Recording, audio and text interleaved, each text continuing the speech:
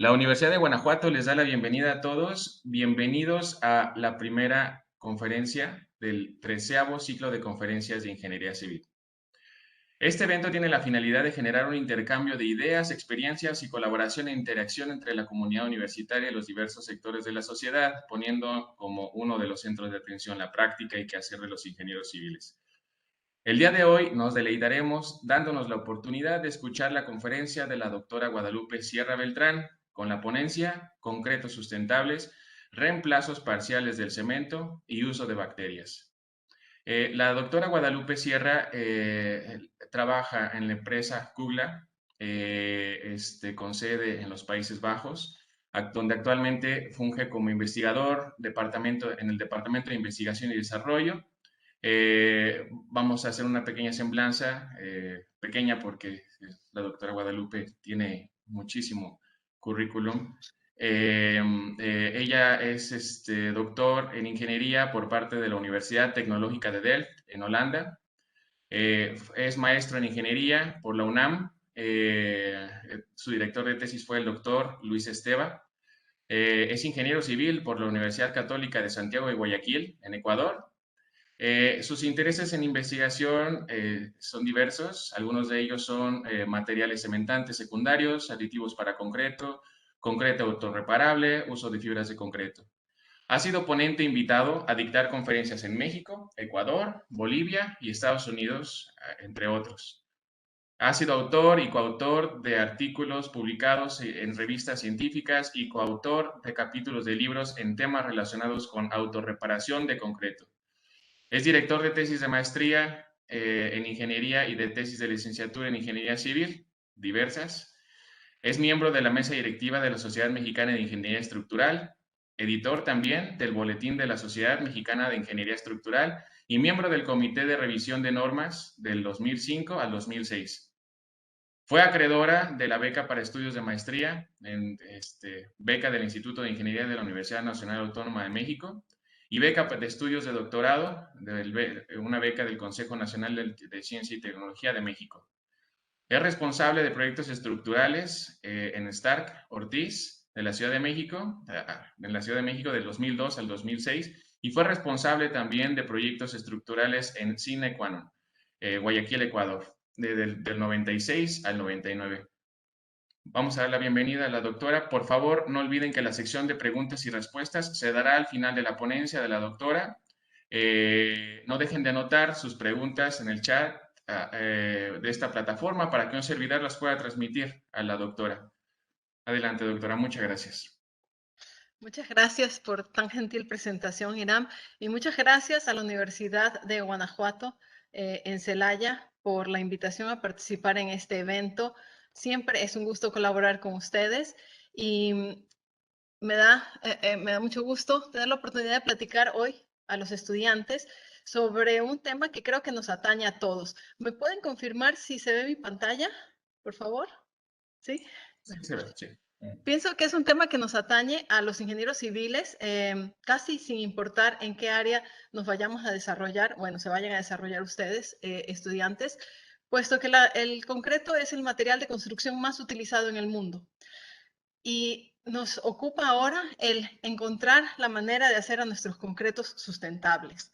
¿Por qué? Lo voy a explicar más adelante. Hay diversas maneras de lograrlo. El día de hoy, por cuestión de tiempo y para no aburrirlos demasiado, voy a enfocarme en dos opciones. Una es el reemplazo parcial de cemento y el otro es el buscar incrementar la capacidad de autorreparación del concreto mediante el uso de bacterias, que es un tema en el que trabajé durante algunos años. Entonces, como hoy vamos a hablar sobre concreto, pues creo que tenemos que empezar hablando sobre qué es el concreto. Empecemos desde el principio. El concreto es un material compuesto y para prepararlo voy a empezar con la versión simple, con la versión siglo XX la he llamado. Para preparar concreto necesitamos tres partes sólidas que son cemento, Portland ordinario, arena y grava. Y una parte líquida que es agua. Estas cuatro partes se mezclan en una concretera como la que ven en la imagen y durante la mezcla, que toma un par de minutos, el cemento reacciona con el agua y forma una pasta. Esta pasta va a rodear nuestro agregado, nuestra arena y nuestra grava. Y esta pasta la podemos colocar en una cimbra, en un molde para que tome esa forma. La pasta se va a endurecer y ese es el concreto, el material. Sin embargo, pues esto suena muy bien, ¿no? O sea, ¿cuál es el problema con esto? El problema es la manera como se produce el cemento. Y me voy a tomar un minuto o dos para explicar cómo se produce el cemento y por qué queremos cambiar ese proceso.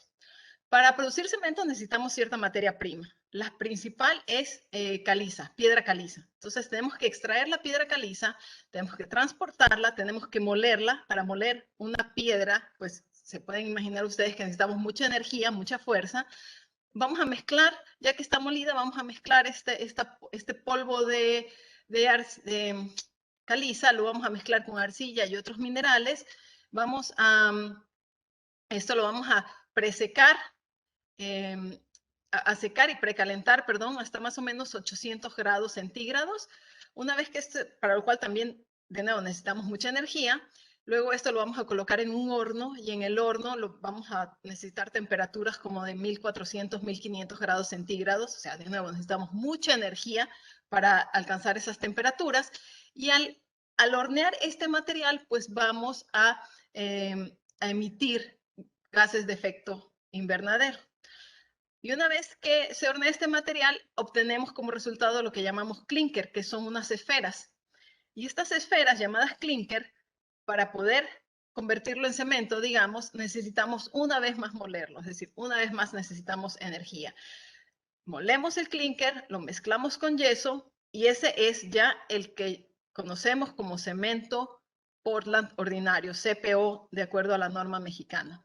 Entonces, como digo, esta metodología que hemos seguido hasta ahora, hasta el siglo XXI, para producir cemento, requiere mucha energía y emite gases de efecto invernadero. Esta es la razón por la que queremos mejorar y cambiar esto. ¿Qué es lo que queremos cambiar? Queremos lograr que nuestro concreto sea sustentable. Para lograr eso, tenemos que tener en cuenta tres aspectos muy importantes. No solo uno, no solo el impacto ambiental. A veces se confunde sustentabilidad simplemente con impacto ambiental. No. En cuanto al concreto, para lograr que sea sustentable, tenemos tres aspectos que tomar en cuenta. El primero, el desempeño. Tenemos que incrementar el desempeño de nuestro material. El segundo, el ciclo de vida. Necesitamos alargar el ciclo de vida. Y el tercero, sí, el impacto ambiental que tenemos que reducir. ¿Qué podemos hacer los ingenieros? Quizás como ingenieros civiles sea más fácil conceptualizar o entender qué podemos hacer respecto al desempeño y a la vida útil. Son términos con los que trabajamos constantemente. Pues para el desempeño tenemos que maximizar el desempeño. Podemos diseñar específicamente nuestros concretos, no subdiseñarlos, pero tampoco sobrediseñarlos, ¿no? O sea, diseñar exactamente para la aplicación. Podemos también incrementar la durabilidad y en cuanto a la durabilidad, pues también aquí van a entrar, más adelante lo explicaré, los concretos autorreparables. Y la vida útil, muy importante. Y aquí entra no solo la ingeniería civil, sino otras ramas del conocimiento. Podemos tener una vida útil técnica, de papel, anotada en un papel, en un contrato. Queremos diseñar una estructura para 50 años, digamos. Nuestro material tiene que mantenerse funcional y durable durante esos 50 años. Pero ¿qué pasa cuando no trabajamos en conjunto con otras áreas, con arquitectura, con urbanismo, con las autoridades? Y antes de esos 50 años, nuestra estructura está sobrepasada. Un puente que tiene muchísimo tráfico, un aeropuerto que recibe demasiados aviones, y entonces antes de esos 50 años vamos a tener que demoler y construir una estructura más grande o construir una adyacente. Entonces no estamos favoreciendo a la sustentabilidad del concreto porque tenemos que reemplazarlo antes de que cumpla la vida útil. ¿Qué podemos hacer en cuanto al impacto ambiental? Bueno, en cuanto al impacto ambiental, como les mencionaba hace un momento, el proceso para preparar el concreto y primero el cemento utiliza recursos finitos. Casi todos los recursos que tenemos son finitos, pero hay recursos que son más abundantes que otros. Por ejemplo, hay más arcillas que calizas. Utilizamos combustibles fósiles, tenemos que cambiar eso, extraer menos metales, menos minerales, conservar la calidad del agua y la cantidad. ¿Qué podemos hacer también para reducir el impacto ambiental? Reducir la emisión de sustancias, la emisión de gases de efecto invernadero. Es por esto que buscamos mejorar o reemplazar cómo se produce el cemento. Y tenemos que tener en cuenta que el impacto ambiental va a ser no solo de cómo producimos el cemento o cómo producimos el concreto. Tenemos que tomar en cuenta esto durante la construcción, el impacto ambiental durante el mantenimiento y la operación. Y de nuevo, en cuanto al mantenimiento, podemos mejorar esto, reducir el mantenimiento si utilizamos concretos autorreparables. Entonces, ahora quiero presentarles, habiéndoles explicado esto, la versión compleja del concreto, la versión siglo XXI. Porque si ustedes el día de hoy van a preparar concreto o lo van a comprar de una fábrica de estas muy grandes que producen concreto, lo más seguro es que este concreto sea preparado de acuerdo a la versión compleja que están viendo en pantalla. En cuanto a la parte líquida, ya no va a ser solo agua, sino que seguramente, además de agua, lleve algún aditivo. Estos aditivos son sustancias que utilizamos para mejorar las propiedades de la pasta, para retardar el endurecimiento, para acelerarlo, para incluir aire, estabilizarlo, en fin. No me puedo detener mucho en los aditivos, pero los utilizamos. Y al utilizarlos, por lo general, reducimos la cantidad de agua que utilizamos. En cuanto a la parte sólida, lo más seguro es que no utilicen cemento Portland ordinario, sino que además, o parte de ese cemento, esté reemplazado por alguno de los llamados cementantes secundarios. En México, para que ustedes lo sepan, el concreto más utilizado es no el concreto Portland ordinario, sino el concreto Portland compuesto, que tiene uno de estos ingredientes adicionales. Voy a mencionarlos todos, pero aquí en pantalla vemos tres. El primero, la escoria de alto horno, que es un desecho de la industria del acero. El segundo, la ceniza volante, que es un desecho de la industria del carbón, especialmente de termoeléctricas que utilizan carbón. El tercero es el humo de sílice, que es un desecho de la industria del silicio. Y la norma también menciona calizas y menciona puzolanas. ¿Qué es importante acerca de estos materiales? Que son desechos, como lo dije hace un momento. Entonces, si los utilizamos reemplazando parcialmente el cemento, vamos a incrementar la sustentabilidad de nuestro material. Si queremos también incrementar la sustentabilidad del material, pues en lugar de simplemente usar arenas y grava recién extraídas, podríamos también utilizar agregados reciclados de alguna otra obra. El concreto tiene muy buena capacidad a la compresión, pero tiene muy baja capacidad a la tensión. ¿Qué podemos hacer para incrementar esa capacidad? Pues podemos utilizar fibras de polímero o fibras de acero, como ven en la pantalla. Eso es algo más que podemos añadirle a nuestro concreto siglo XXI. Y también podríamos añadirle otras sustancias como rellenos o como bacterias que nos van a ayudar a incrementar la capacidad de autorreparación. Aquí tengo la norma. En la norma, la primera línea menciona al cemento Portland ordinario, como se los he descrito, y las otras 5 opciones son cementos compuestos. Como pueden ver ustedes aquí, todos esos cementos compuestos utilizan menos cemento Portland y reemplazan parcialmente con algún otro material.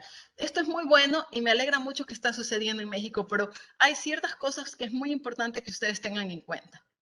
Las ventajas, en primer lugar, de usar reemplazos parciales de cemento.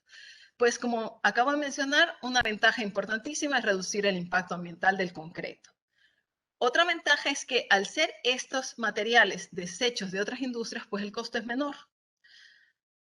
Ahora, lo negativo, la desventaja de que estos materiales vengan de otras industrias, pues es que dependemos de esas industrias. Por ejemplo, hace unos años se estuvo produciendo menos acero, China demandaba menos acero, se producía menos acero, por lo tanto había menos escoria disponible.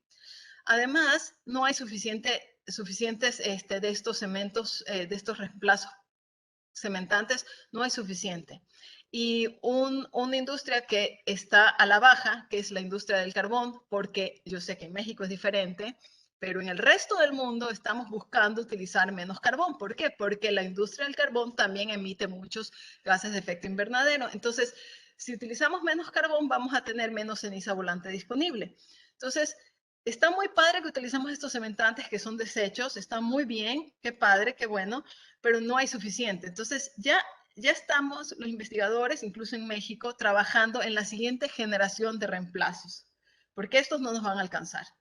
Y algo muy importante es que tenemos que hacer control de calidad muy estricto, porque no todas las industrias se producen de la misma manera, no todas las acereras producen el acero de la misma manera, por lo tanto, no todos los desechos son iguales. Otra ventaja muy importante es la durabilidad, porque no solo estos cementantes secundarios nos van a reducir los costos, sino que además van a contribuir a nuestro concreto de diferentes maneras, pero casi todos incrementando la durabilidad. ¿Por qué? Porque nuestro concreto termina siendo más compacto. Por ejemplo, la escoria de alto horno y las pozolanas nos dan un concreto con una más baja permeabilidad, lo cual incrementa nuestra durabilidad. Otra ventaja, por ejemplo, de la ceniza volante en específico es que reduce el calor de hidratación. Entonces, si yo tengo que colar algo muy grande, muy macizo, puedo utilizar ceniza volante para reducir el calor de hidratación. Y también la ceniza volante me da lugar a necesitar menos agua, mejora mi trabajabilidad. En el caso por el otro lado, por un lado tengo la ceniza volante que mejora la trabajabilidad y demanda menos agua, pero por otro lado tengo otro cementante que son las puzolanas que me demandan mucha agua. Entonces, no todos los cementantes secundarios son iguales. Hay que conocerlos y saber cómo trabajan. Otra desventaja es que el desarrollo de la resistencia no es igual. Generalmente, los cementantes secundarios tienen baja resistencia inicial. Y esto es muy importante que lo tengan en cuenta, chavos, porque ustedes pueden pedir concreto a una fábrica, una concretera, y les van a vender el concreto tomando como referencia la resistencia a 28 días. Y estoy segura que va a ser, si les dicen a 28 días tiene 40 megapascales, van a ser 40 megapascales. Pero con cemento Portland ordinario, esos 40 megapascales se van a desarrollar más rápido en los primeros días y luego más lento, mientras que con la mayoría de los cementantes secundarios no va a ser así. El incremento de resistencia va a ser muy lento al principio, pero además va a continuar después de 28 días. Entonces, a largo plazo y durante la vida útil de su estructura, ustedes van a tener resistencias más altas que a 28 días. Y esto también es importante saberlo porque mientras más alta la resistencia, más frágil es el concreto. Entonces, en resumen, y para no extenderme más, tengan en cuenta que ningún cemento compuesto es exactamente igual al cemento Portland ordinario. Que las propiedades frescas, es decir, las propiedades de la pasta van a ser diferentes y que las propiedades endurecidas del concreto también van a ser diferentes. Entonces, estamos utilizando estos materiales, vamos a seguir utilizándolos, la tecnología del concreto va a seguir avanzando y ustedes tienen que saber con qué están trabajando o con qué, qué material van a supervisar, en fin. Y ahora voy a pasar a un problema que es propio del concreto con materiales cementantes secundarios o con puro cemento Portland. La pasta fresca se va a endurecer y al endurecer va a haber un cambio volumétrico que es un acortamiento. Y al haber este acortamiento, pues va a haber agrietamientos. Esto no lo hemos podido cambiar por mucho que cambiemos, que sustituyamos parcialmente el cemento. Entonces, este agrietamiento, los agrietamientos que siempre empiezan pequeños, pueden crecer y dar lugar a filtraciones, y las filtraciones van a dar lugar a corrosión, y la corrosión va a dar lugar a inestabilidad estructural, y tenemos problemas como esto, que nuestras estructuras se pueden empezar a llenar de agua, o el acero a corroer y perdemos funcionalidad.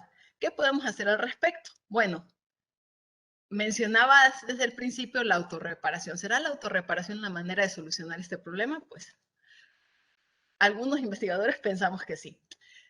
Hace algunos años, en una publicación, un libro, se resumían algunos mecanismos posibles en que podíamos detener el paso del agua en un agrietamiento. Y estos mecanismos son de izquierda a derecha. El primero, la carbonatación, es decir, la formación de carbonato de calcio en el agrietamiento ante el paso del agua. Tiene que haber paso de agua. Otro posible mecanismo para detener el paso del agua podría ser que hubiera partículas sueltas en la grieta. Otro posible mecanismo es la hidratación continua del cemento, especialmente al siglo XXI que utilizamos concretos de alta resistencia y esos concretos de alta resistencia tienen una relación agua-cemento baja. Al tener relación agua-cemento baja quiere decir que en mi primera formación, cuando mezclo el cemento y el agua, no todo el cemento se hidrata. Entonces podría ser que yo tenga un agrietamiento y pasa justo donde hay cemento sin hidratar. Y un cuarto posible mecanismo es la hinchazón de la matriz de concreto, del cemento. Sin embargo, de estos 4 mecanismos, 3 de ellos, el primero, el tercero y el cuarto, los podemos predecir, podemos calcularlos, podemos tener con ecuaciones matemáticas saber cuánto podemos lograr de. Sin embargo, solo un mecanismo realmente lo podemos manipular a nuestro favor y es el primero, la formación de carbonato de calcio. Entonces, por ahí del año 2006 entró a trabajar en la Universidad de Delft, donde yo estudié, un biólogo. Y a este biólogo le dieron la tarea de encontrar una manera de producir carbonato de calcio en la grieta. Como él es biólogo, dijo, pues voy a buscar un organismo vivo. Entonces, se dio la tarea de buscar una bacteria que fuera capaz de producir carbonato de calcio en las grietas. Pero él hizo una lista de requisitos que tenían que cumplir estas bacterias porque uno de esos requisitos es que fueran capaces de vivir en ambientes alcalinos.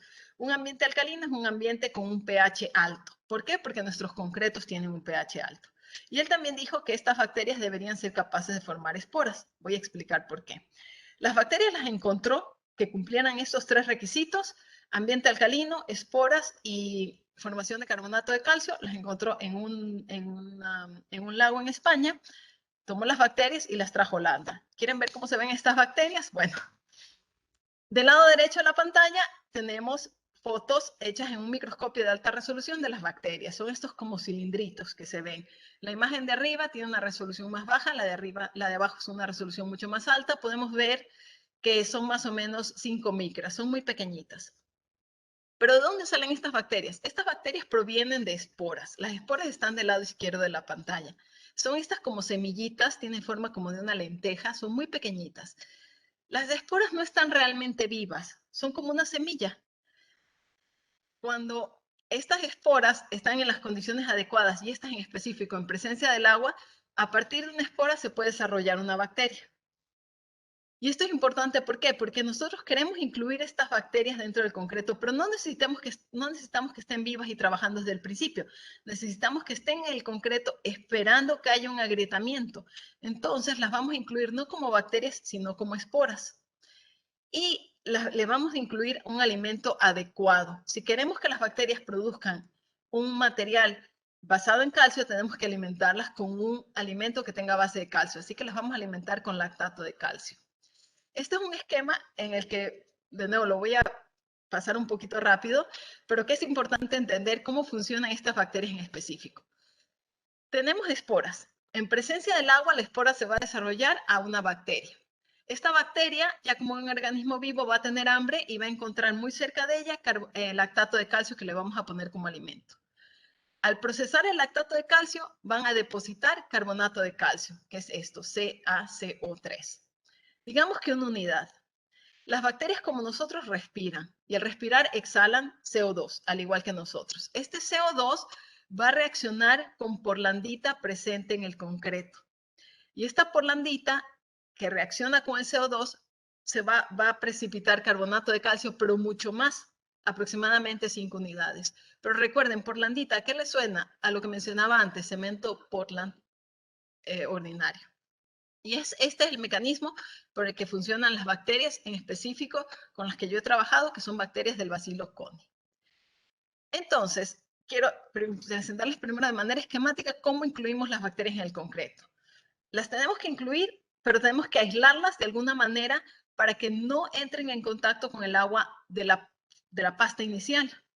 Entonces, tenemos que aislarla en algún tipo de partícula, las esporas con el alimento. Y así aisladas en una capsulita van a permanecer dentro del concreto esperando que haya un agrietamiento. En el momento en que haya un agrietamiento y este agrietamiento hay paso de agua, las esporas van a reaccionar, van a formar bacterias, las bacterias van a despertar, van a tener hambre, van a encontrar el lactato de calcio que les colocamos como alimento y van a empezar a precipitar carbonato de calcio. Y aquí lo ponemos de color blanco porque es un mineral en base de calcio. Y van a seguir alimentándose y precipitando carbonato de calcio hasta sellar la grieta. Y una vez que selle la grieta, no hay paso de agua. Al no haber paso de agua, las bacterias van a morir. Pero antes de fallecer, trabajando para nosotros, van a dejar atrás esporas que van a ser la siguiente generación para un posible segundo evento de reparación. ¿Y esto esquemático sucede en la vida real? Sí, sí hemos logrado que suceda en la vida real.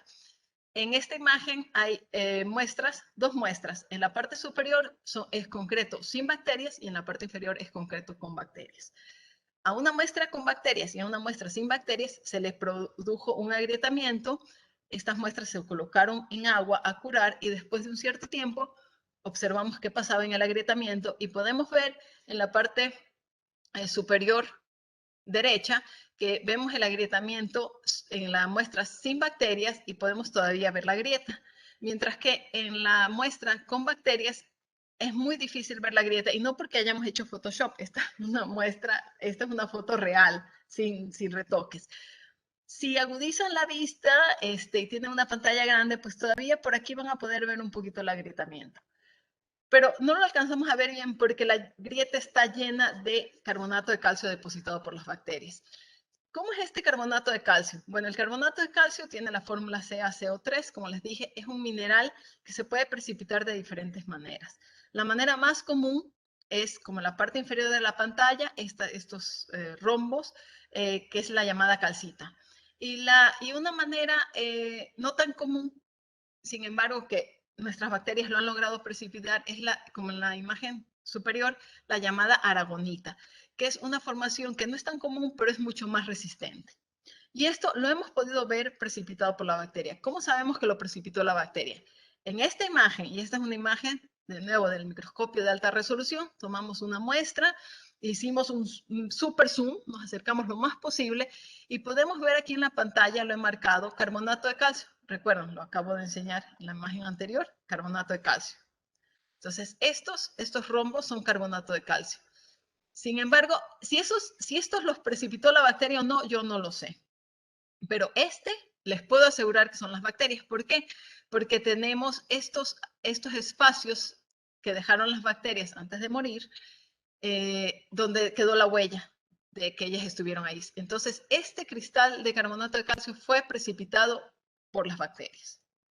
Entonces, con esto en laboratorio, una escala muy pequeña. ¿Cómo podemos realmente incluir nuestras partículas en nuestro concreto?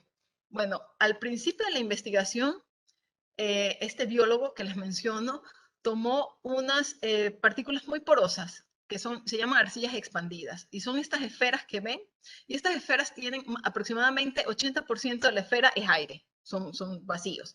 Entonces él dijo, pues voy a colocar mis esporas y mi alimento para bacterias en estos vacíos. Sin embargo, solamente podía utilizar 20% del volumen. Y estas esferas tienen muy baja resistencia, entonces cuando se las colocaba en concreto, el concreto resultante era un concreto de muy baja resistencia, estas esferas se rompían, en fin, era un sistema muy poco eficiente. Sirvió para mostrarle la imagen que parecía de Photoshop. Esa imagen tiene estas esferas con bacterias. Sin embargo, no era viable, no íbamos a poder construir con este concreto de muy baja resistencia con muchas esferas. Entonces, logrando más financiamiento para investigación, en un momento dado hubo dos proyectos paralelos buscando mejorar la eficiencia de cómo incluir las bacterias. En la imagen inferior es otro tipo de agregado poroso que utilicé yo durante mi investigación. Era más eficiente que las arcillas, que las esferas, sin embargo, seguía siendo un sistema poco eficiente.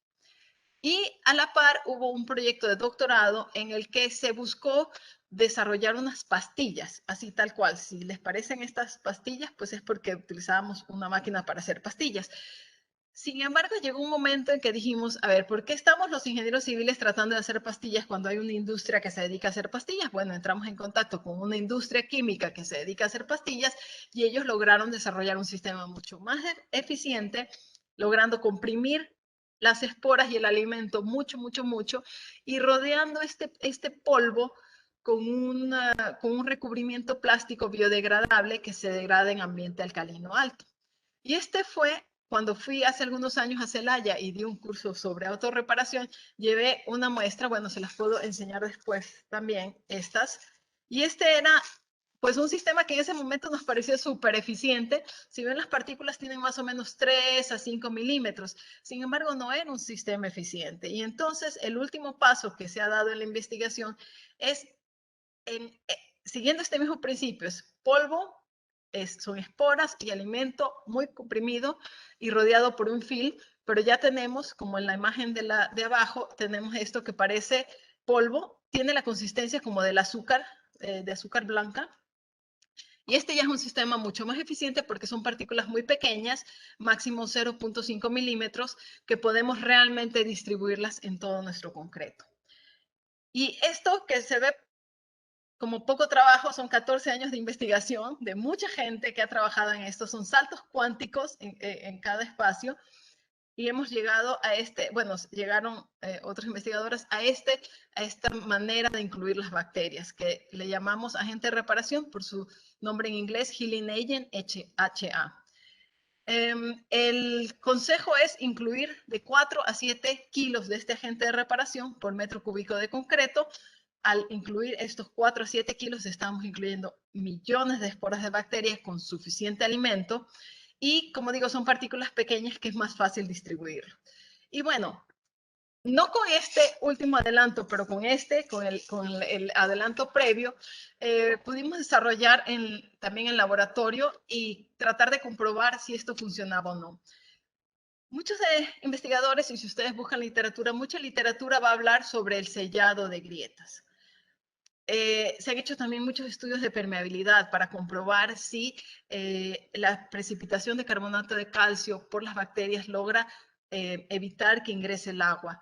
Sin embargo, a mí, como ingeniero civil, me preocupaba mucho si la actividad de las bacterias en la grieta iba a poder llevarme a recuperar propiedades mecánicas de mi concreto. Entonces, quiero mostrarles solo un ejemplo muy rápido de las pruebas que hice para comprobar si se recuperaba propiedades mecánicas. Hice muestras de mortero con fibras y con bacterias y les produje en una máquina universal como la que ven en la pantalla, le produje un cierto nivel de agrietamiento. Al tener fibras no tenía una sola grieta, sino que tenía varias grietas. Producía mi agrietamiento y lo ponía a curar en agua. Y entonces, después de un tiempo, iba a examinar mis muestras. Y entonces, no sé si se alcance a ver en esta imagen algunas líneas blancas que son los múltiples agrietamientos que yo provocaba. Y si hacía un zoom a mis muestras, podía ver, como en la imagen inferior, podía ver los ciertos agrietamientos y podía ver después de, por ejemplo, 3 meses, ver cómo esas grietas parecían estar selladas, por lo menos. No sé si estaban completas hacia adentro, pero por lo menos por fuera se veían selladas porque tenían el carbonato de calcio que es de color blanco. Si yo tomaba una de estas muestras y me iba a un microscopio de alta resolución, pues podía ver y medir, como esta imagen, cuánto se había cerrado, si estaba realmente el material en toda la grieta o no. Y si hacía un zoom muy grande, pues lograba en algunos lugares ver las huellas de bacterias. En cuanto a las propiedades mecánicas, tomaba yo mi muestra y a los 14 días le hacía un primer agrietamiento, hasta cierto nivel de agrietamiento, es esto en azul muy clarito. Luego dejaba descansar la muestra, la ponía a curar, 2 semanas después continuaba con la prueba y entonces provocaba un agrietamiento todavía más grande. Dejaba descansar la muestra, la colocaba de nuevo a curar en agua y a los 3 meses la volví a ensayar, pero esta vez la ensayaba la falla. Y aquí tengo los tres curvas de esfuerzo de formación juntas y podía ver yo qué esfuerzo de deformación lograba antes de la falla y qué deflexión. Si tomaba yo una muestra que no había seguido el mismo tipo de curado, pero no la había ensayado nunca, solo lo ensayaba una vez a la falla, es esta curva en rosa. Entonces yo veía que la actividad de mis bacterias sí contribuía a obtener el mismo esfuerzo de formación y la misma deflexión al centro de la muestra. ¿Y esto por qué? Por un fenómeno muy interesante que pudimos observar en algunas muestras, no en todas, pero en muchas, gracias a Dios. Y que fue un momento eureka, les explico. Durante el primer ensayo, yo produje este agrietamiento que estoy mostrando con mi ratón. Este agrietamiento. Lo puse a curar, se curó, hubo actividad de las bacterias y produjeron carbonato de calcio, por eso aquí veo blanco. Y cuando tomé esta muestra y la quise ensayar a la falla después de 3 meses, durante la prueba lo más seguro es que aquí se volvió a abrir la grieta. Pero llegado a este punto sucedió lo que llamamos desviación de grieta. La grieta siempre busca el lugar más débil para crecer por ahí. La grieta busca el lugar más débil del concreto o del mortero en este caso. Cuando llegó, la grieta se estaba abriendo aquí. Cuando llegó a este punto, el lugar más débil no era mi grieta original, sino que era lo que hasta ese momento era mortero sano. ¿Por qué? Porque la actividad bacterial la actividad de mis bacterias en esta zona produjeron que se recuperaron las propiedades a tal grado que se desviará la grieta. Uy, no puedo avanzar. Sí. Entonces ese fue un momento eureka. Y después de ese momento eureka, pues decidimos que teníamos un material muy bueno que lo podíamos aplicar. Lo aplicamos en varios lugares, este mortero. Y después de aplicarlo en varios lugares, pues decidimos también que era el momento de dar el salto de mortero a concreto y se empezó a utilizar las bacterias encapsuladas, como les comenté. Estas aplicaciones todavía son con con las partículas más grandes. La primera aplicación ya grande en campo fue en 2016 en elementos prefabricados para un tanque de tratamiento de agua. Y hasta el día de hoy estos elementos no han sufrido agrietamientos, así que no sabemos si las bacterias van a trabajar o no, porque no han sufrido agrietamientos. La siguiente obra en la que se incluyó bacterias en concreto fue para una obra con concreto colado en sitio, un tanque reservorio de agua, que igual no ha sufrido agrietamientos, entonces paso a obras más interesantes. Esta obra, en 2018 me parece, yo no he estado involucrada en esta obra, hubo la oportunidad de aplicar bacterias en los muros de los sótanos debajo de una estación de tren aquí en Holanda. Y pues con mucho entusiasmo porque ya era una obra más grande y en fin. Sin embargo, se utilizó sin pensarlo las bacterias en el concreto, uno de los concretos más utilizados en Holanda. El concreto más utilizado en Holanda es un concreto que tiene 50% CPO, 50% Portland ordinario y 50% escoria de alto horno. Este es el segundo concreto más utilizado en Holanda, que tiene solo 20% CPO y 80% escoria de alto horno. La escoria de alto horno es de color blanco, por eso el concreto, como lo ven aquí, es blanquecino. Se aplicó, se coló concreto con bacterias en esta obra. Hubo mucho agrietamiento, sin embargo, las grietas no pudieron sellarse. ¿Por qué no pudieron sellarse? Porque este concreto tiene solo 20% Portland ordinario. Es decir, tiene solo 20% de la portlandita que mencionaba yo hace un momento. Entonces, las bacterias trabajan, pero precipitaban una unidad de carbonato de calcio, les mencioné, y luego contábamos con 5 unidades debido a la respiración y reacción con la portlandita. Si solo tengo 20% de la portlandita, tengo mucho menos reacción. Por lo tanto, tengo mucho menos precipitación de carbonato de calcio. Bueno, los señores de esta empresa que vende las bacterias Bacillus aprendieron a la mala, pero aprendieron, y entonces a partir de eso tienen un mínimo que solo pueden utilizarse bacterias si hay por lo menos 50% CPO en el concreto. La siguiente obra en la que trabajaron, ya con esa restricción, es este Palacio Real. Como saben, bueno, no sé si sepan, pero Holanda es un reino y en este reino tenemos un rey y una reina, que la reina, por cierto, es argentina. Y como toda casa real, pues tiene muchos palacios y no los utilizan. Y entonces uno de estos palacios, que les estoy mostrando en pantalla, ya no vive la realeza ahí, pero pues lo tenemos como un monumento. Y hasta hace 3 años así se veía el palacio. Hace 3 años pasó a verse de esta manera porque pasó a ser una obra en construcción. ¿Por qué? Para construir sótanos, para en esos sótanos ampliar el museo del palacio. Entonces, en la construcción de estos sótanos, para los muros, la empresa constructora que la menciono aquí, BAM, decidió utilizar concreto con bacterias. Y entonces, con la restricción de utilizar solamente 50, mínimo 50% cemento Portland ordinario y el otro 50% escoria. Entonces, claro, al haber más portlandita, cuando hubo agrietamientos, hubo mejor precipitación, más precipitación. Sin embargo, no ha habido el sellado total de grietas, tal como lo obtuvimos en laboratorio cuando yo trabajaba ahí en la universidad, porque entonces trabajábamos con cemento Portland ordinario, con CPO, con 100% CPO y no con 50%. Entonces, este es uno de esos casos en que qué bueno que estamos utilizando cementos compuestos, qué bueno que utilizamos escoria de alto horno, que es un material de desecho. Además, aquí en Holanda ya no, les mencionaba que algunos recursos los recursos fósiles todos tienen fecha de límite de utilización, en algún momento nos los vamos a acabar, pero hay recursos que los tenemos en más abundancia que otros. La caliza, las piedras calizas, por ejemplo, no tenemos tanta abundancia de piedra caliza. Por ejemplo, aquí en Holanda teníamos poco y ya nos los acabamos todo.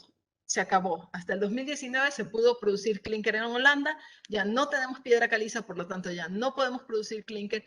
Todo el clinker se tiene que importar de otros países. Entonces, aquí favorecemos mucho el usar poco clinker, poco cemento Portland ordinario, porque no lo tenemos. Sin embargo, en esto hay que saber con qué se está trabajando, porque en este caso, pues afecta directamente a la capacidad de autorreparación que habíamos predicho. Y creo que esto es todo por ahora y estoy en tiempo. Y ahora sí, no sé si tengan preguntas. Voy a dejar de compartir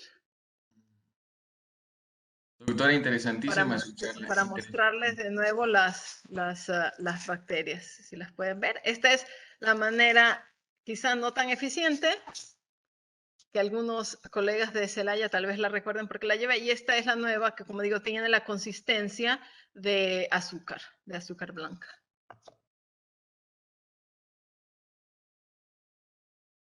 Bueno, yo tuve interesantísima su charla, doctora, interesantísima. La manera en la que se ha ido trabajando a lo largo de todo este proceso. Bueno, voy a dar paso a algunas preguntas. Yo tengo algunas preguntas porque creo que todos están muy interesados en este tema, pero voy a dar paso a algunas preguntas. Por ejemplo, pregunta Víctor Alfredo Zárate.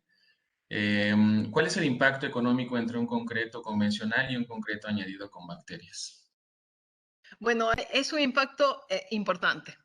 Entiendo yo que, bueno, les puedo dar números porque como no sé cuánto cuesta el concreto en México, el kilo de bacterias cuesta 8 euros el kilo. Entonces, si la recomendación es añadir 4 a 7 kilos por metro cúbico de concreto, pues hagan ustedes la matemática porque yo, como digo, no sé cuánto cuesta el metro cúbico de concreto en Holanda, en México, perdón. Entonces, aquí más o menos vuelve al concreto 1,5 veces más caro. Pero sí, si alguien quisiera comprar las bacterias, el valor comercial es 8 euros el kilo. Y la recomendación es 4 a 7 kilos por metro cúbico de concreto. Entonces sí es un costo bastante alto. Sí.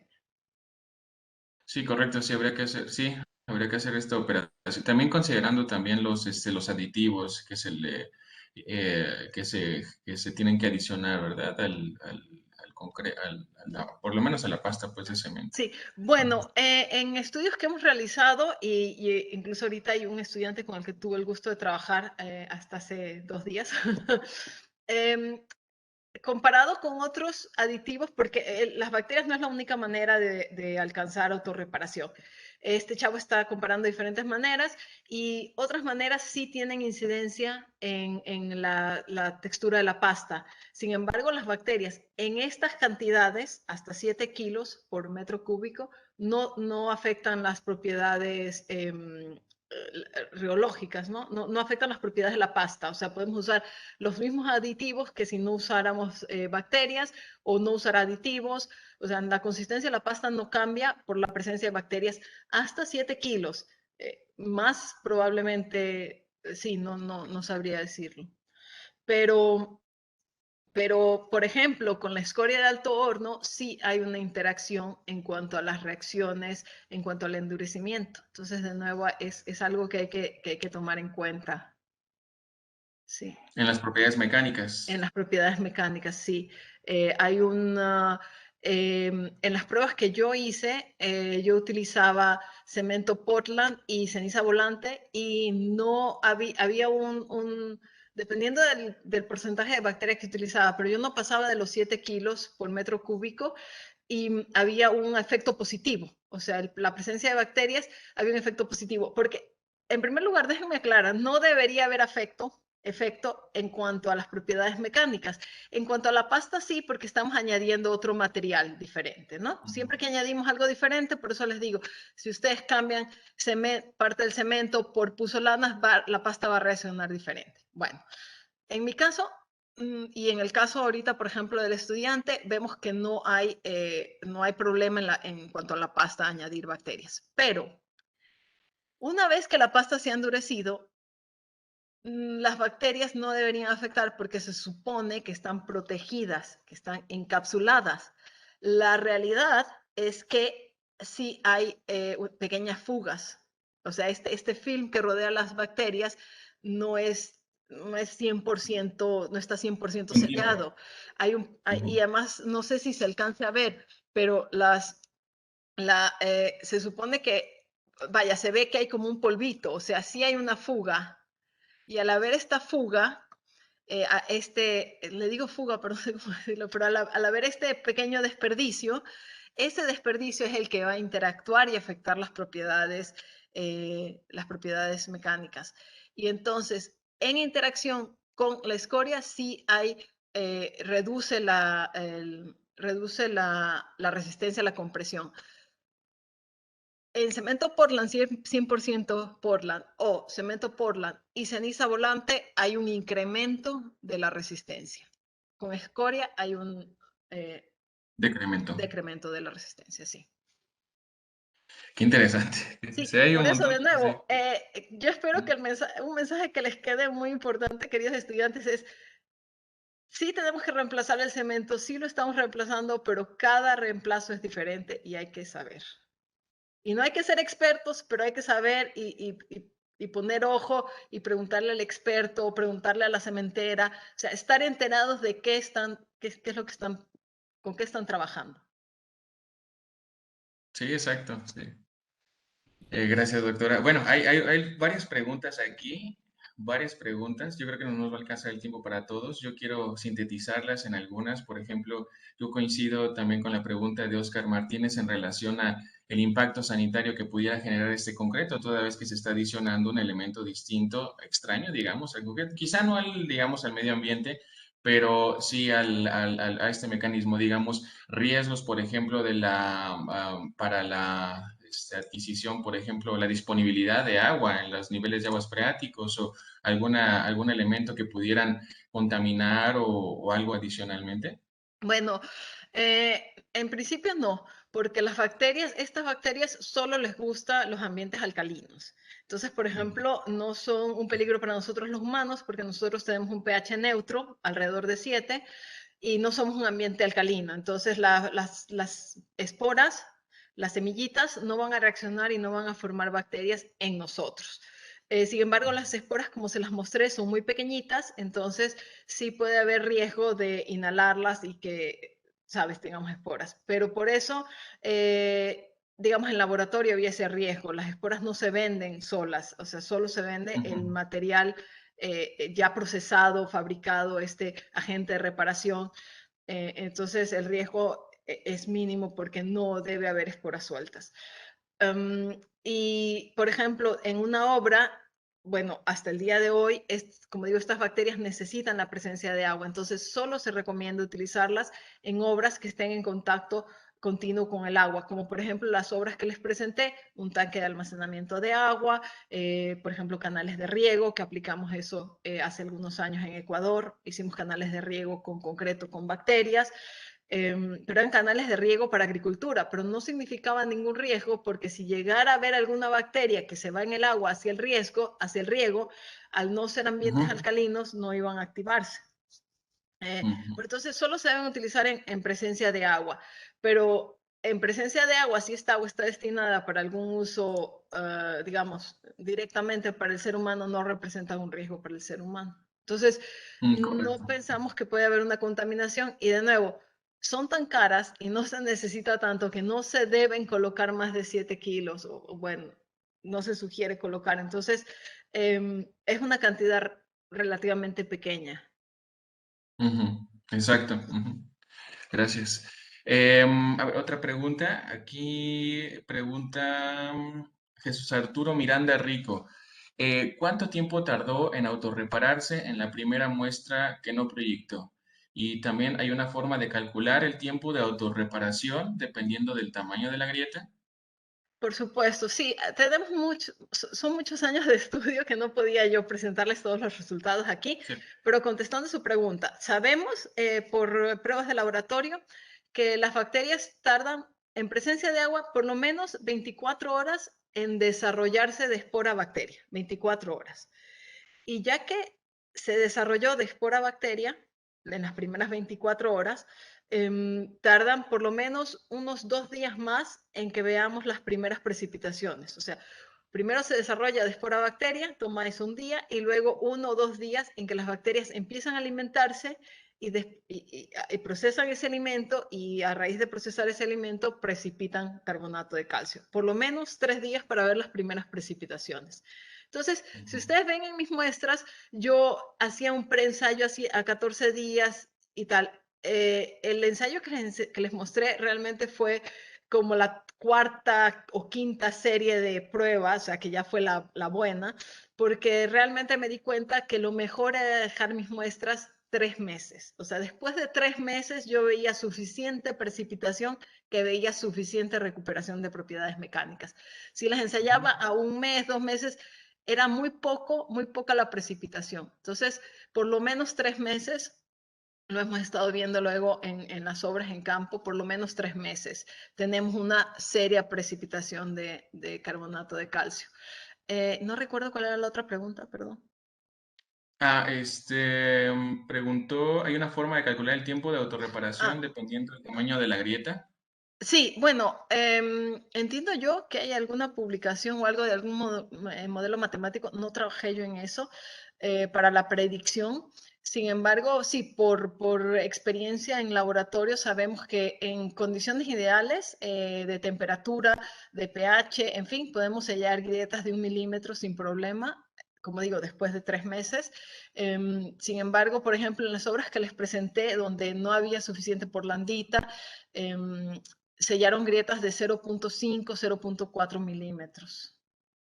No, no más Son que eso. relativamente grandes. Son Sí, relativamente- las grietas más grandes quedaban, o sea, se veía ciertas precipitaciones, pero no llegaba a cerrarse la grieta. No, no había suficiente reacción. son grandes las grietas, son grandes estas grietas. Pues Bueno, en una de las obras, desafortunadamente, sí son más grandes de lo que los ingenieros planearon, lo cual es, bueno, sí. Sí, evidentemente esta contracción volumétrica desde diferencial generando esta esfuerzo de tensión que finalmente no, que últimamente no está contemplado dentro de las capacidades mecánicas del concreto y justamente es por eso por lo que se adicionan otros elementos que sí resistan a la tensión, como usted lo dice. sí. Sí. A mí me pareció bien, otra pregunta. Bueno, quería hacer una pregunta. A mí me llamó mucho la atención, doctora, con la diapositiva donde mostró esta desviación, donde estaba la desviación de la grieta y que llega a una parte donde ya estaba reparada por la propia grieta, por las propias bacterias, y hay una desviación de la grieta hacia otro punto donde no Sí. está esto, indicando, como usted lo dice, esta, digamos, resistencia mayor en este punto. Yo me quedé con la duda cuando está en torno a, bueno, las grietas, la generación de grietas no solamente están relacionadas con la propiedad mecánica del material, sino también con la forma inherente o de la muestra misma. Por ejemplo, en esta diapositiva que mostró, donde estaba la prueba, digamos, una similitud de prueba brasileña, donde se aplica esfuerzos de tensión aplicando una carga vertical. ¿Cómo estamos seguros que esa desviación de la grieta no se debió más bien a la forma de la, digamos, de la muestra, es decir, a la disipación de energía mecánica a lo largo de ese punto, y se debió más bien a la resistencia adicional que le generó la bacteria? Bueno, no podemos estar seguros al 100%, ¿no? O sea, observamos cosas y sacamos conclusiones, ¿no? Y quizás, sí, no, queremos sacar las conclusiones que queremos favorecer. Pero en primer lugar, vimos este fenómeno no en todas las muestras, pero sí en varias. No lo vimos en muestras sin bacterias. Entonces ese fue como que Claro. ¿sabes? Tratamos de producir de la misma manera, pero por supuesto, lo que no colocamos en bacterias tenemos que colocarlo en otro material. O sea, eh, mantenemos la misma cantidad de cemento, la misma cantidad, en mi caso yo usaba ceniza volante, y luego un relleno. Entonces, bueno, si ese relleno no contribuyó a la desviación, pero la partículas de bacterias sí, pero no la bacteria en sí, ahí sí ya está más difícil de comprobarlo. O sea, nosotros pensamos que era porque lo veíamos en muestras con bacterias y no lo veíamos en muestras sin bacterias. Sin embargo, sí, o sea, podría ser que no eran exactamente el trabajo de las bacterias. Sin embargo, bueno, veíamos las grietas que estaban selladas, que se veía en las muestras que yo ensayaba a la falla, ya no podía, vaya, durante la falla se perdía mucho material que estaba en la grieta. Entonces, de nuevo, no podía yo ir para atrás y comprobarlo. O comprobaba si la grieta estaba sellada en una muestra que no ensayaba, o ensayaba la muestra y ya después no podía saber qué había habido en esa grieta. Pero de cualquier manera veíamos que hubo material, tomábamos la foto antes, veíamos en la foto antes que había material, luego lo ensayábamos, ya se ve menos material, pero se ve algo que quedó en los lados. Entonces, tratábamos de estar lo más seguros que fuera la actividad bacterial, pero al 100% no podemos estar. Sí, justamente ahora que está mencionando esta, digamos, esta evolución de su proceso de investigación, hay muchas preguntas, lamento no poder plasmarlas todas aquí. Yo quisiera yo creo que es de interés de todos precisamente por su CV es muy interesante, es decir, los trabajos que ha desarrollado, los lugares donde ha estado, las empresas y las instituciones con las que ha estado en contacto dan un indicativo de una sinergia absoluta entre el proceso de investigación digamos, el desarrollo de la profesión de la práctica civil. Mi pregunta es, bueno, la pregunta que quiero sintetizar aquí es, ¿qué la llevó a usted a llevar todo este proceso? ¿Nos podría platicar un poquito de todo el proceso desde la Ciudad de México, todo lo que hizo usted? Porque es importante por los estudiantes y que se animen a llevar a cabo todo pues lo que ha hecho usted, doctora. Bueno, pues muchas gracias. Bueno, voy a tratar de sintetizar. Yo estudié la licenciatura en Ecuador y estando en la licenciatura descubrí que lo que más me gustaba era el concreto como material. Entonces decidí dedicarme al concreto y empecé con los conocimientos de licenciatura, empecé a trabajar en un despacho y diseñar obras, ¿no? Y trabajando en el despacho a veces me mandaban a la obra, lo cual no me gustaba tanto. Yo como que no, yo como que quiero ser de escritorio. Y entonces dije, no, me voy a especializar en diseño de estructuras y bueno, no quiero construir, es lo que quería decir, ¿no? O sea, trabajé en diferentes cosas y lo que más me gustaba era estar en el despacho diseñando estructuras. Entonces me fui a México, por una parte porque soy mexicana y por otra parte porque en Ecuador no hay especialidad para ingeniería civil.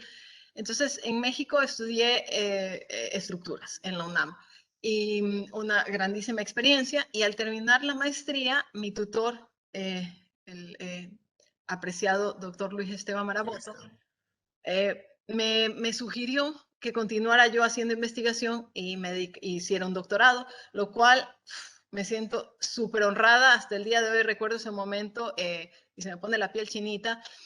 Muy honrada, me sentí muy honrada y sin embargo le dije, doctor, no. Yo quiero trabajar, ya hice investigación, qué padre. Híjole, es súper matado. Yo trabajaba desde las 7 de la mañana hasta quién sabe qué hora.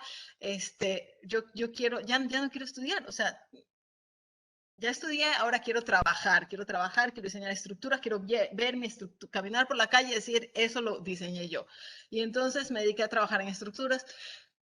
Puedo caminar por alguna calle de México y decir, eso lo diseñé yo, lo cual me llena de mucha satisfacción. Sin embargo, durante estos años de práctica profesional, empecé a pensar en qué podía yo hacer para lograr un mejor, ¿cómo decir? Mejor vivienda social accesible. Y entonces se me ocurrió un día, ya empezaba a hacerse famoso el uso de bacterias, de fibras, por eso una de las cosas con las que más trabajo es fibra.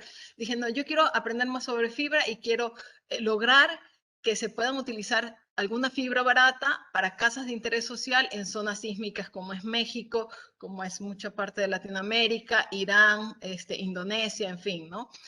Y así fue como busqué y busqué dónde hacer investigación en este tema específico y encontré quien me apoyara en la Universidad de Delft en Holanda. Entonces fue como, ya trabajé, estoy muy satisfecha con mi trabajo, me gusta, sin embargo, ahora quiero volver a aprender más y quiero aprender algo que pueda utilizarlo a favor de otras personas. Y así fue como llegué a Holanda, hice mi investigación usando fibras naturales en concreto, pero aquí cambió totalmente mi interés de pasar el concreto, que era un material que me gustaba y con el que diseñaba, pero que al final del día, yo como ingeniero estructural, el concreto eran 2 números, 3 números, o sea, resistencia a la compresión, módulo de elasticidad y a veces en alguna obra que recuerdo necesitamos la resistencia a tensión. Y empecé a aprender al concreto como material que me pareció súper interesante.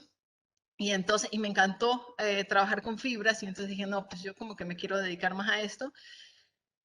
Estando terminando el doctorado, estaba yo buscando algún otro proyecto para continuar investigando y entonces me ofrecieron hacer un postdoc en el proyecto que utilizaba bacterias, pero para que yo pudiera producir algo con fibras, que era mi interés en ese momento, y las bacterias. Y fue así como me involucré en el proyecto con bacterias, que pues fue un reto muy grande, pero también muy, muy interesante. Pero a lo largo de estos años que estuve en la Universidad de Delft, primero en mi propio proyecto de investigación y luego investigando bacterias, pues descubrí que me gusta mucho investigar.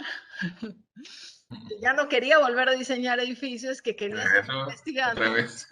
Sí, sí, sí, descubrí que el doctor Esteba tenía toda la razón del mundo, que por eso es quien es, y que esto era Claro. realmente algo que me satisfacía. Y de investigar en la universidad pasé a investigar en una empresa privada y una de las razones fue porque quizás por los muchos años que trabajé de nuevo, en empresa privada, yo tenía una visión diferente. O sea, el proyecto de bacterias empezó en 2006 y sigue.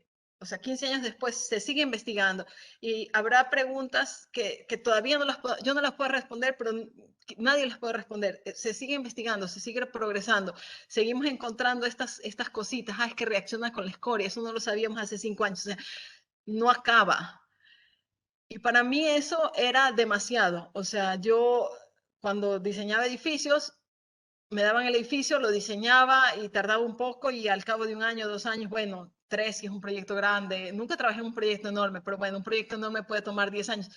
Pero hay una fecha y en esa fecha tú ves tu edificio.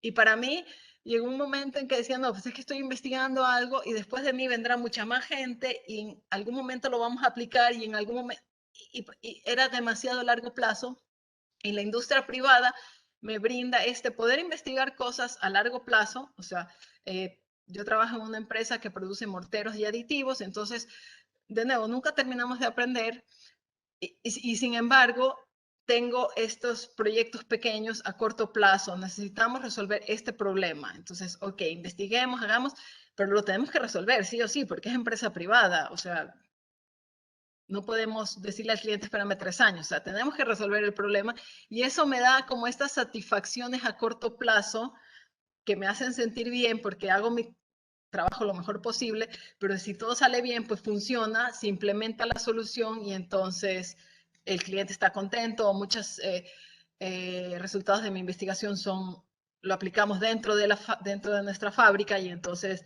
producimos mortero con menos costo y entonces eso representa ganancia para la empresa y entonces mi jefe está contento y yo estoy contenta y me da estas satisfacciones inmediatas que en la investigación en la universidad me hacían falta. Entonces, Exacto, sí, sí es muy diferente realizar estos proyectos de investigación en la empresa privada. Bueno, sí. doctora, muchísimas gracias. Ya no quiero quitarle su tiempo y a ver si alguno de estos de los muchachos muy seguramente se anima a ir con usted en esto muy pronto. Muchas gracias, le agradezco mucho No, ¿de por qué? su presentación. Vamos a dar la oportunidad, permítame tantito, quiero proyectar aquí en la pantalla. Pues la constancia de participación que le emite no sé si ya se esté viendo. Mm, No sé si ya se esté viendo. Ya, Muy doctor. bien. Gracias, gracias. Bueno, la Universidad de Guanajuato otorga la presente constancia a la doctora Guadalupe Sierra Beltrán por impartir la conferencia Concretos Sustentables, Reemplazos Parciales del Cemento y Uso de Bacterias durante el treceavo ciclo internacional de conferencias de Ingeniería Civil, Innovación, Desarrollo y Sustentabilidad en la Ingeniería Estructural, celebrado el 25 y 28 de octubre del 2021 en el campus Celaya Salvatierra, Celaya, Guanajuato, a 25 de octubre de 2021. Muchas gracias, doctora, le agradecemos mucho. No, a ustedes, muchas gracias. Espero haya sido útil mi participación. Si tienen alguna pregunta, no duden en hacérmela llegar y pues de verdad, muchísimas gracias a ustedes por la invitación.